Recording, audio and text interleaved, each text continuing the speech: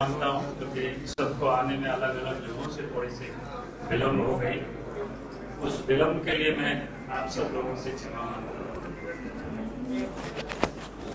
परिचय के नाते आप सब मेरे बाएं ओर भारत सरकार के कृषि मंत्री और मध्य प्रदेश के रहे मुख्यमंत्री श्री शिवराज सिंह चौहान जी और झारखंड विधानसभा चुनाव के आप प्रभारी भी हैं, और ठीक उसके बगल में असम के मुख्यमंत्री आदरणीय हेमंता जी और झारखंड विधानसभा इस चुनाव के सब प्रभारी हैं। बाकी अब मेरे से ठीक दाहिनी और आप देख रहे होंगे श्री सुदेश महतो जी आजसू पार्टी के अध्यक्ष हैं, और फिर उसके ठीक और दाहिने और श्री चंद्र प्रकाश चौधरी जी गिरिडीह से सांसद हैं, और ठीक उसके दाहिने और रामचंद्र साइंस जी आजसू पार्टी के हैं, और आप सब लोग उनसे भी परिचित हैं। और आज आप देख रहे होंगे कि हम सब लोग संयुक्त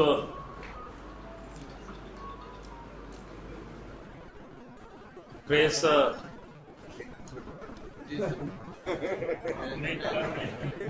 हम सब लोग आप सबसे, तो मैं सबसे पहले मैं आग्रह करता हूं भारत सरकार के कृषि मंत्री और झारखंड इस चुनाव के प्रभारी श्री शिवराज सिंह जी से कि आप प्रेस को संबोधित करें। श्री शिवराज सिंह चौहान जी।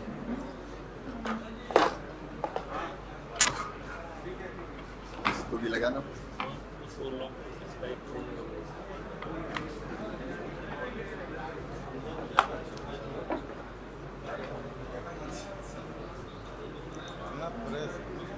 मित्रों, भारत के यशस्वी प्रधानमंत्री श्रीमान नरेंद्र मोदी जी के नेतृत्व में देश में एनडीए की सरकार और एक वैभवशाली, गौरवशाली, संपन्न, समृद्ध और शक्तिशाली भारत का निर्माण मोदी जी के नेतृत्व में एनडीए की सरकार कर रही है। मोदी जी के नेतृत्व में देश तेजी से आगे बढ़ रहा है। आज एनडीए देश में विकास और सुशासन का प्रतीक है। झारखंड में भी चुनाव का बिगुल बज चुका है। इंडी गठबंधन की सरकार ने झारखंड को तबाही और बर्बादी के कगार पर पहुंचा दिया है। झारखंड के ये चुनाव सत्ता पर कौन काबिज होगा केवल इसका चुनाव नहीं है, ये झारखंड की अस्मिता बचाने का चुनाव है। झारखंड में माटी, बेटी, रोटी, बच्चे, नौजवानों के रोजगार सुरक्षित हो, महिला सशक्तिकरण हो, गरीब कल्याण हो, किसानों का उद्धार हो और भ्रष्टाचार का हम सफाया कर पाए, सुशासन और विकास दे पाए। इसलिए झारखंड में हमने फैसला किया है, केंद्र ने फैसला किया है, केंद्रीय नेतृत्व ने भी तय किया है कि झारखंड के ये चुनाव एनडीए लड़ेगा मिलकर। और झारखंड में एनडीए के स्वाभाविक हमारे सहयोगी आजसू के अध्यक्ष यहां बैठे हुए हैं, सुदेश जी, उनकी टीम यहां बैठी है। भारतीय जनता पार्टी, आजसू, जनता दल यू और एलजेपी झारखंड में मिलकर चुनाव लड़ेंगे। मिलकर हमारा अभियान भी चलेगा। आपस में चर्चा हमारी पूरी हो चुकी है। सीट शेयरिंग पर भी सहमति है और जल्दी हमारे उम्मीदवार घोषित होंगे। चुनाव के अभियान में हम कूदेंगे और इंडी गठबंधन के जेएमएम कांग्रेस की सरकार के कुशासन का अंत कर ही हम चैन की सांस लेंगे। गठबंधन के बारे में बाकी डिटेल के लिए मैं अपने साथी और असम के मुख्यमंत्री हेमंत जी से आग्रह करूंगा।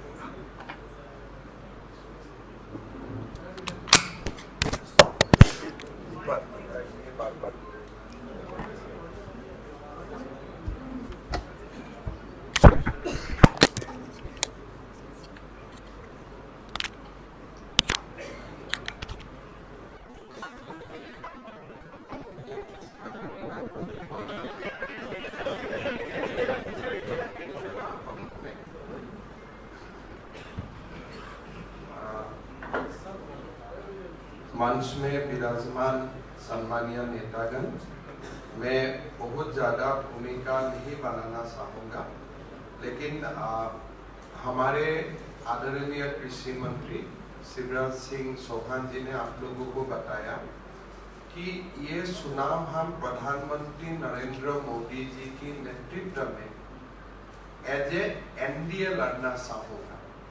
और शिवराज सिंह चौहान जी ने आपको ये भी बताया कि झारखंड में हमारा जो एनडीए है उनका एक प्रमुख घटक दल है आशु पार्टी, जनता दल यू, लोक जनशक्ति पार्टी।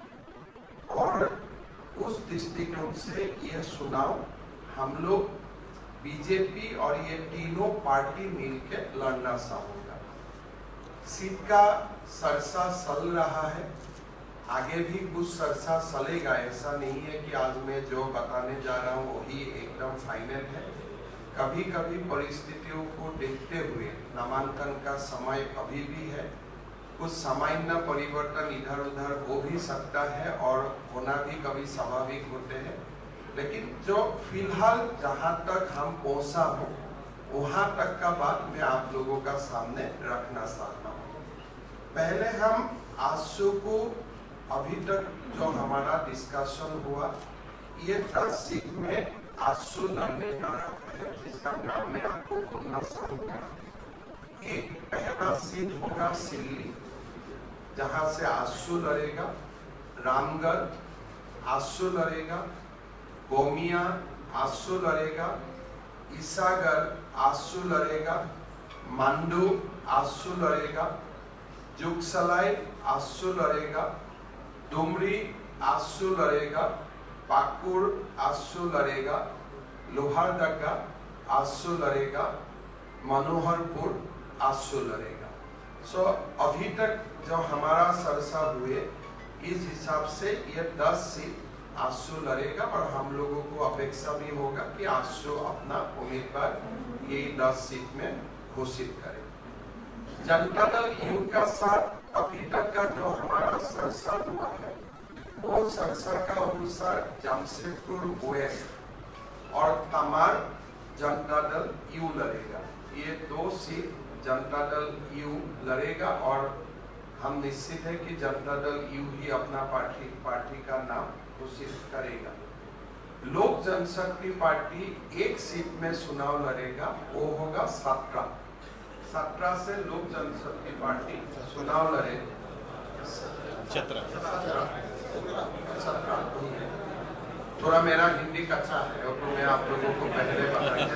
आसाम की टॉप भी है। हाँ, तो वो सीट से लोक जनशक्ति पार्टी लड़ेगा और बाकी सीट में 1-2 सीट का एक सीट छोड़ के बाकी सीट में स्वाभाविक भारतीय जनता पार्टी लड़ेगा।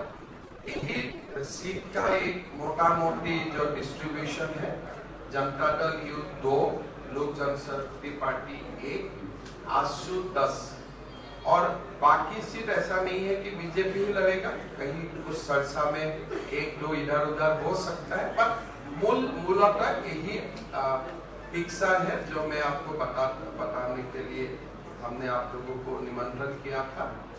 और मेरा लगता है कि अभी बाबूलाल जी और सुदेश जी दोनों को ये चुनाव का नेतृत्व लेना है और दोनों कैसे चुनाव को आगे बढ़ाएगा, दोनों आप लोगों का सामने पेश करेगा। मैं बाबूलाल जी को निमंत्रण करता हूं कि चुनाव का बारे में सुरेश जी और बाबूलाल जी आप लोग का सामने हो।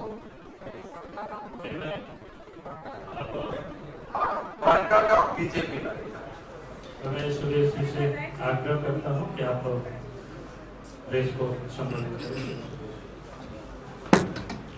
धन्यवाद। आज हमारे एनडीए के संयुक्त बैठक में मैं आदरणीय केंद्रीय कृषि मंत्री जी का, आदरणीय असम के मुख्यमंत्री जी का जो हमारे प्रभारी भी हैं, आदरणीय हमारे प्रदेश के अध्यक्ष भारतीय जनता पार्टी बाबूलाल मरांडी जी का, हमारे सहयोगी सांसद गिरिडीह और हमारे पार्टी के जनरल सेक्रेटरी सहीश जी का हार्दिक स्वागत करते हैं। मैं आप सभी का, सारे मीडिया के प्रतिनिधियों का हार्दिक स्वागत है, अभिनंदन है। आज हम सभी संयुक्त रूप से इस प्रदेश के अंदर चुनाव लड़ने की घोषणा संयुक्त रूप से करने के लिए इस बैठक में सभी लोग आए हैं। वर्तमान राज्य की परिस्थिति और हमारा लंबा संबंध ये अलग से विषय नहीं है जिसके बारे में हम चर्चा करें, लेकिन पूरे राज्य की कमोबेश भावना यही है कि दोनों दलों को साथ में देखना चाहती है और जब दोनों दल साथ में होते हैं तो राज्य और राज्य की जनता के अनुकूल भावना के अनुकूल परिणाम भी आते हैं। वर्तमान परिस्थिति राज्य की जो बनी हुई है, वर्तमान नेतृत्व जिन्होंने 2019 में इस राज्य का कमान संभाला, मुझे लगता है कि कोई भी वर्ग इस कुशासन से अछूता ना होगा। हर कोई तकलीफ में है और हर कोई इस तकलीफ से निजात चाहता है, वो कोई भी वर्ग। आज उसी को लेकर एक दलीय समीकरण के रूप में हम जरूर यहाँ पर खड़े हैं, लेकिन इससे तैयार हो रहा है। लोग चाहते हैं कि एक कल्याणकारी सरकार का गठन हो। चूंकि सरकार गठन होना और कल्याणकारी सरकारें चलेंगी, इस कंसेप्ट को ही इन्होंने बदल कर रख दिया है। निजी हित, निजी स्वार्थ में लोग कितना दूर जा सकते हैं, मुझे लगता है भारत देश के अंदर में एक ऐसा उदाहरण दलीय रूप से नेतृत्व करता ऐसा बने हैं जिसमें ना शासन ना डेवलपमेंट, ये दोनों ही चीजें विलोपित है। अब उससे आगे इस राज्य की संभावनाओं पर विश्व देश पूरा चर्चा करता है। अब उसी को फिर से एक जवाबदेही के रूप में, एक पॉलिटिकल जवाबदेही के रूप में हम सब मिलके लोगों के बीच एक नया जनादेश के साथ आने की तैयारी हमारी है। जन आशीर्वाद हम सबको लेना है। हम संयुक्त रूप से चुनाव में जाएंगे, एक दूसरे का सम्मान करते हुए हम जाएंगे और सबसे बड़ा सम्मान है जनता का हमारा रहेगा। चाहे कोई भी विषय, रीजनल सब्जेक्ट हो, नेशनल सब्जेक्ट हो, दोनों हम साथ में लेके चलेंगे। मैं रीजनल दल के नाते कई रीजनल सब्जेक्ट हमारे साथ हैं। मैं झारखंड आंदोलन से लेकर यहाँ तक राज्य के गठन होने और उसके मूल्यों का सुरक्षा, ये हमारी प्राथमिकता है। राज्य की तरक्की के पैमाने पर राज्य को खड़ा करना, ये हमारी प्राथमिकता है और हम लोग मिलकर इसको करेंगे। आदरणीय प्रधानमंत्री जी के आशीर्वाद और उनके नेतृत्व पर हम आगे बढ़ेंगे, यही हमारा संकल्प है। मैं जो चीजें अभी सामने आदरणीय मुख्यमंत्री जी ने बताया सीट शेयरिंग को लेकर, जो सीट शेयरिंग का संख्या उन्होंने बताया और कुछ सीट शेयरिंग के लेकर कुछ सीटों पर चर्चा चल रही है, ये भी उन्होंने बताया है। हम लोग जो भी करेंगे आपके सामने रहेगा और हम लोग मिल के करेंगे। बेसिकली है कि राज्य की भावनाओं के साथ इस राज्य में एक बड़ी जीत एनडीए का हो, यही तैयारी हमारी। चलिए, बहुत बहुत धन्यवाद। अभी आप सबके विषय बताने दिया, सब कुछ आ गया, तो विषय बचा हुआ नहीं। मैं इतना ही सिर्फ कहूँगा कि झारखंड में जो इन 5 वर्षों में झारखंड की जनता ने जो झेला, चाहे वो किसान हो, महिलाएं हो, नौजवान हो, यानी सभी को पूरे 5 वर्षों तक अपने आप को ठगा सा महसूस किया। अब एनडीए गठबंधन ये चाहेगी कि हम सब इस प्रदेश में इस तकलीफ से जनता को हमें निकालना, क्योंकि एक तो माँ बहनों को सुरक्षा की हमें गारंटी देना, माँ बहनों को सशक्तिकरण करना, ये बेहद जरूरी है। उसके बिना हम विकास की कोई कल्पना ही नहीं कर सकते।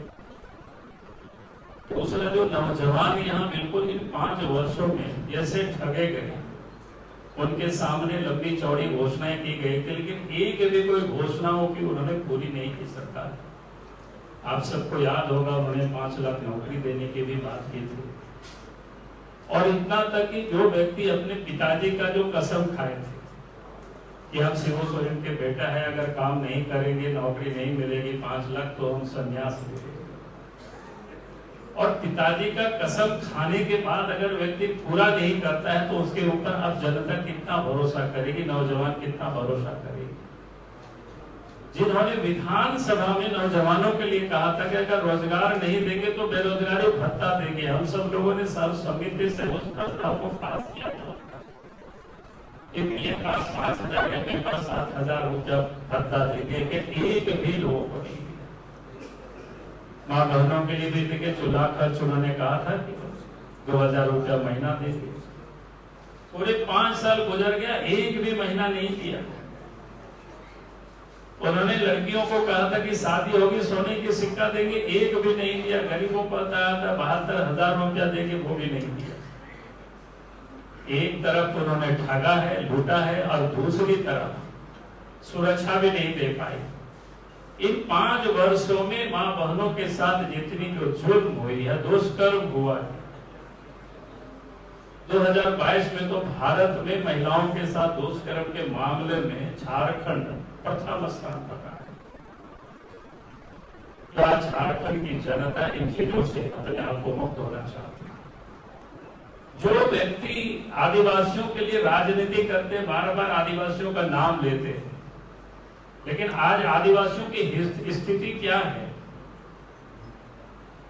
उनकी जमीन लूटी जा रही है, बचाने वाला कोई नहीं है, देखने वाला कोई नहीं है। थाना जाते हैं, पुलिस के यहाँ सीओ अंचल जाते हैं, वीडियो के यहाँ डीसी के यहाँ जाते हैं, कोई सुनने वाला नहीं है। इस रांची के आसपास ही अगर आप देखेंगे, जमीन के दलाल और बिचौलिया चारों तरफ घूम रहे हैं। जबकि सेना की जमीन तक कोई लोगों ने नहीं छोड़ा, उसको भी लोगों ने फर्जी कागजात बना करके उसको भी लोगों ने बेच डाला। और आज तो इस प्रदेश में जब डेमोग्राफी बदली है, आदिवासी बिल्कुल चिंतित है। झारखंड में जहां 1951 में 36% के करीब आबादी थी, आज मात्र 26% आबादी रह गई है संपूर्ण झारखंड। उसमें भी जब हम संथाल परगना को देखते हैं तो 1951 में जहां 44% आबादी थी, वहां पर आज मात्र 28% आबादी रह गई, यानी 16% की ये गिरावट। आज आदिवासी समाज बिल्कुल चिंतित है। उन्हें लगता नहीं कि स्वाभाविक है कि भाई इतनी बड़ी गिरावट, क्योंकि उनको एक तो जमीन से भी वो बेदखल हो रहे हैं, उनकी रोटी, उनकी जगह जगह पर बेटी, सब जगह पर अतिक्रमण हो रहा है। और राज्य सरकार को बताने के बाद भी वो उसमें कोई चिंतित नहीं है, क्योंकि वो अपना वोट को तैयार कर रहे हैं। और इसीलिए हमें रोटी को भी बचानी है, माटी को भी बचानी है, और बेटी को भी बचानी है। और झारखंड में जिस प्रकार से जो डेमोग्राफी जो बदली है, उसको भी ठीक करना है। तो इसलिए हमने कहा कि इन सारे जो मुद्दों को लेकर के हम जनता के बीच जाएंगे, सम्मिलित रूप से जाएंगे और चुनाव के मैदान में। तो मुझे लगा कि आज विषय सब कुछ आ गया है, इसलिए मैं अपनी ओर से विषय को मैं यही समाप्त करता हूं। आप सबको, हमारे दोनों नेता यहाँ उपस्थित है, अगर कोई प्रश्न हो, हम लोगों से तो आप सब लोग बात करते ही रहते, इन दोनों से किसको या दोनों को आप सुदेश जी से एक सवाल था, चर्चा हुई कि मैं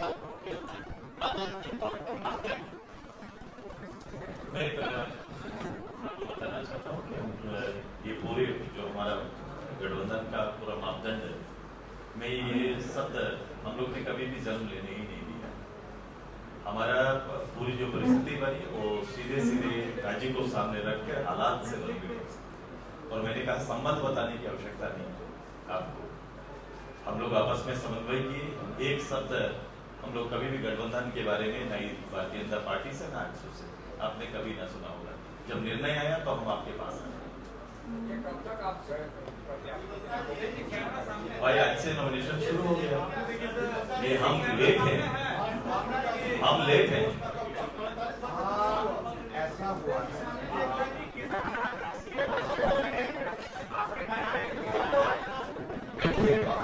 मैं आपको बताया था कि 48 आवर्स का बाद ही हमारा हो जाएगा। आज पहला शरण जो सीट का डिस्ट्रीब्यूशन बहुत प्रमुख था कि आज हमारा ये हो गया कि तीनों दल कहाँ में लड़ेगा।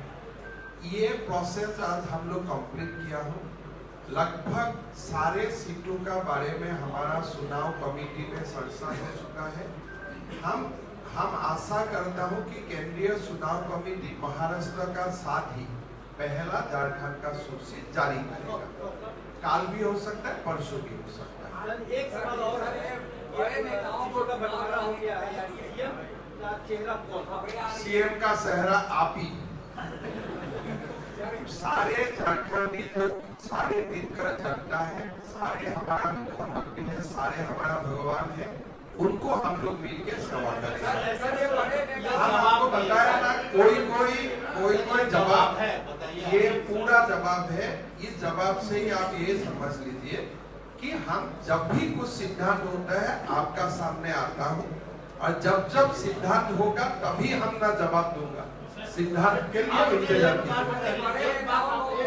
देखिए अभी आप देखिए, आप लोगों को मैं यही बताऊं कि ये चुनाव बाबूलाल मरांडी जी, सुदेश महतो जी, ये सारे नेताओं का नेतृत्व में लड़ा जाएगा। संफाई सोरेन जी हमारा नेता है, अमर बाहुरी जी हमारा नेता है, सारे लोगों का नेतृत्व में चुनाव लड़ा जाएगा। मुख्यमंत्री की गुण बढ़ेगा, तैयार हो जाएगा, निश्चित हो जाएगा, आपको बताया जाएगा। और एक एक करके सुनिए ना, एक ही दिन में पेपर का हेडलाइन क्यों लेंगे? अशोक भाई देखो, इतना ही बात है, जो हमारा पास इंफॉर्मेशन होता है हम लोग शेयर करता है। उससे ज्यादा अब हमें इंफॉर्मेशन मांगेगा तो हम कहाँ से दूंगा, बताइए।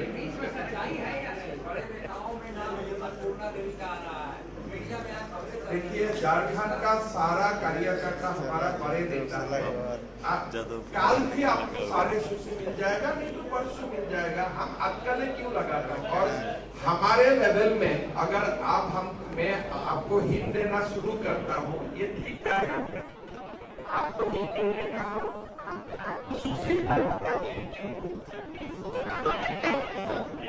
आप देखिए, आज कृपा करके आप बहुत ज्यादा क्वेश्चन मत कीजिए। हमारे लिए बहुत ही महत्वपूर्ण दिन है कि हमने एनडीए का सीट शेयरिंग कंप्लीट कर लिया, और उससे बड़ा न्यूज आज आपके लिए क्या हो सकता है?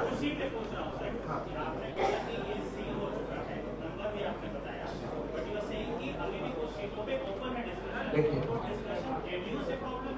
नहीं, वो प्रॉब्लम वो नहीं। जब अपोनेंट का नामांकन हम लोग देखता हूँ, तब स्ट्रेटेजी के लिए हर चुनाव में 1-2 सीट ट्रेवल करता है। अभी जेएमएम और कांग्रेस का सूची हमारा सामने नहीं है, तो ये डिस्कशन इसके लिए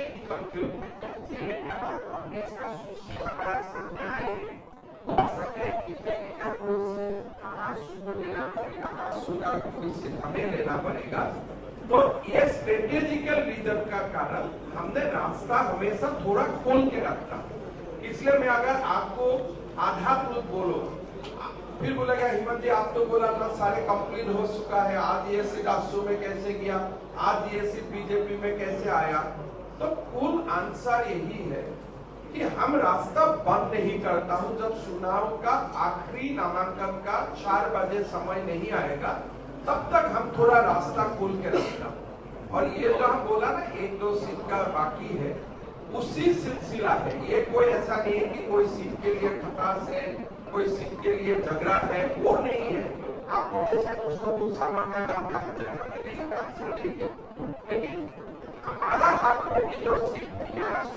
में जो कोई सीट है, कल सामने वाला का कैंडिडेट देखने का बाद अगर हमारा लगे कि थोड़ा इधर उधर होने में हमको थोड़ा एडवांटेज मिलेगा, हम तो चुनाव जीतने के लिए लड़ा हूँ, हम तब उसी रास्ता में चला जाऊंगा।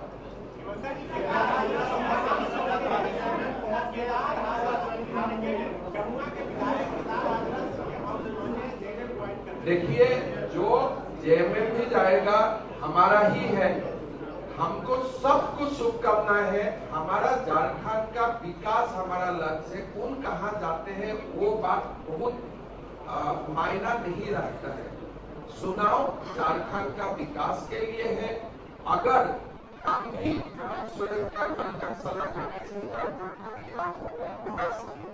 तो हम चुनाव कोई ऐसा नहीं है, जो भी जाए अच्छा हो, लोग अच्छा सरकार चुने, लोग प्रभावी सरकार चुने, झारखंड का एक बहुत बड़ा विकास हो, भारत का पहला 5 स्टेट में झारखंड का नाम आए, ये बड़ा मुद्दा है। कौन कहाँ जा रहा है ये हमारे लिए कोई मायना नहीं रखता।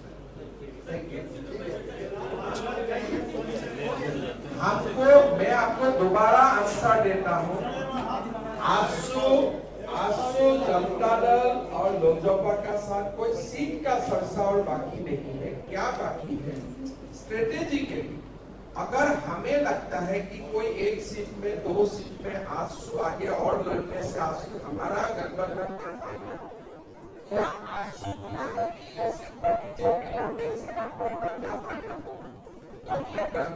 का फायदा के लिए हम नामांकन का अंतिम तिथि तक पूरा रास्ता खोल के रखता हूं।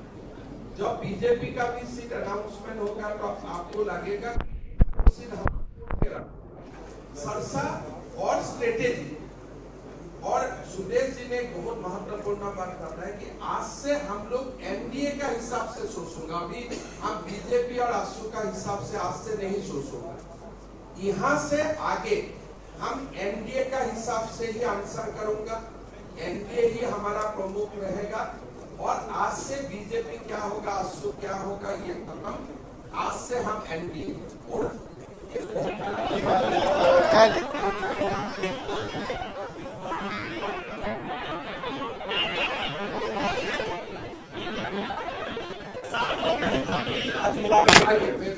मिला कर आप ऊपर कर